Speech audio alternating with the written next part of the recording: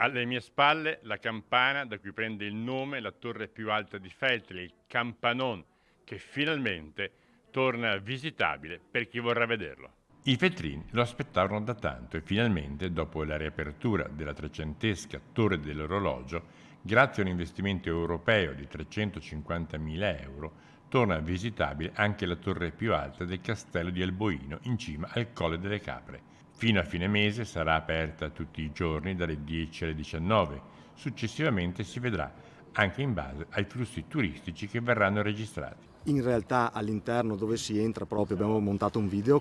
che spiega in una decina di minuti il